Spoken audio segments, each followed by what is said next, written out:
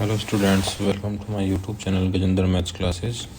मैं गजेंद्र सिंह। आज से हम स्टार्ट कर रहे हैं क्लास 12th मैथ्स का पहला चैप्टर रिलेशंस एंड फंक्शन। इस चैप्टर में हम बिल्कुल बेसिक से पढ़ेंगे ताकि आगे के चैप्टर्स में कोई प्रॉब्लम नहीं आए।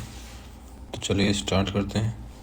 तो सबसे पहले मैं आपको बता दूँ, संबंध एवं फलन जो चैप्टर है 11th क्लास में भी एक बार आया हुआ है समुच्चय वाले चैप्टर में। तो उससे पढ़ने से पहले मैं आपको बता दूं कि संबंध एवं फलन में 4 प्रश्नावलियाँ हैं। उनके बारे में आपको एक बार मैं बता देता हूँ क्या क्या हम इस प्रश्नावली में पढ़ेंगे। तो सबसे पहली प्रश्नावली है संबंधों के प्रकार। संबंधों के प्रकार के बारे में पढ़ेंगे, संबंधों के प्रकार। दूसरी प्रश्नावली है फलनों के प्रकार। फलनों के प्रकार। तीसरी प्रश्नावली है फलनों का संयोजन।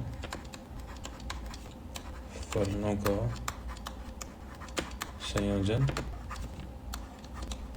तथा व्युत्क्रमणीय फलन, ये है तीसरी प्रश्नावली। और चौथी प्रश्नावली है द्विआधारी संक्रियाएं।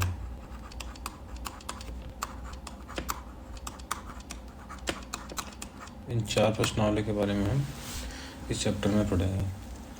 इस चैप्टर को पढ़ने से पहले मैं बताना चाहूँगा कि 11th क्लास का जो समुच्चय जो चैप्टर था उसके बारे में थोड़ा सा हम रिवीजन कर लेते हैं, तो इस चैप्टर को समझने में थोड़ी आसानी रहेगी। समुच्चय क्या होता है? समुच्चय एक सुपरिभाषित वस्तुओं का संग्रह होता है जिसे समुच्चय कहते हैं। 11th क्लास में हमने पढ़ा है इसके बारे में। तो सबसे मैं पहले आपको थोड़ा सा रिवाइज करा देता हूँ।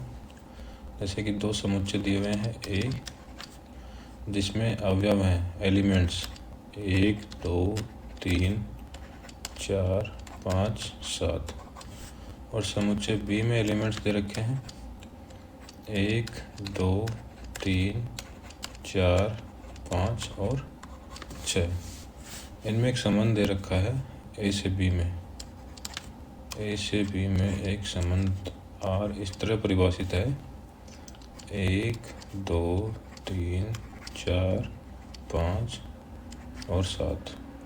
1 2 3 4 5 और 6, जिसमें 1 2 से कनेक्टेड है, 2 3 से कनेक्टेड है, 3 4 से कनेक्टेड है, 4 5 से कनेक्टेड है, 5 6 से कनेक्टेड है। तो आर एक संबंध इस प्रकार है जो ए से बी में दिया हुआ है। तो इसका हम 11th क्लास में रोस्टर रूप लिखते थे। रोस्टर रूप कैसे लिखते हैं? इसमें एक का एलिमेंट एक एक्स और बी का एलिमेंट वाई। तो एक बार मैं लिख के बता देता हूँ तो थोड़ी आसानी रहेगी समझने में। एक्स कमा वाई 1 और 2, एक समुच्चय का एक क्रमित युग्म ये हो गया। दूसरा 2 से 3 कनेक्टेड है, 3 4 से कनेक्टेड है, 4 5 से कनेक्टेड है, 5 6 से कनेक्टेड है। इसको बोलते हैं रोस्टर रूप। इसको कहते हैं रोस्टर रूप। फिर दूसरा है समुच्चय निर्माण रूप। समुच्चय निर्माण रूप, इसको बोलते हैं रोस्टर रूप।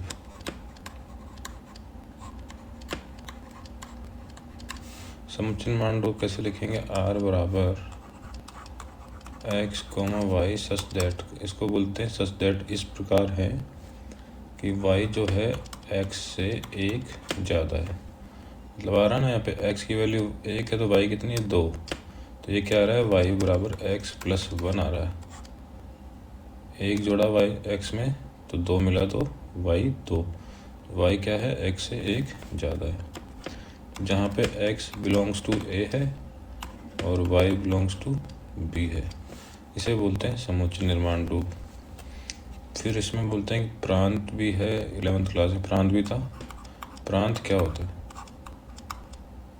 प्रांत उसको बोलते हैं जो ए के जो अवयव हैं जो बी से जुड़े हुए हैं, ओनली जुड़े हुए अवयव कौन कौन से हैं? 1 2 3 4 और 5। फिर परिसर के बारे में पढ़ा था। परिसर किसको बोलते हैं? जो बी के जो अवयव हैं ए से जुड़े हुए हैं।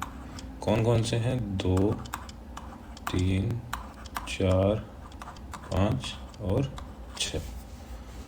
एक और था सहप्रांत। सहप्रांत किसे कहते हैं? समुच्चय बी को। समुच्चय बी जो पूरा है उसे सहप्रांत कहते हैं, जिसमें एलिमेंट है 1, 2, 3, 4, 5 और 6।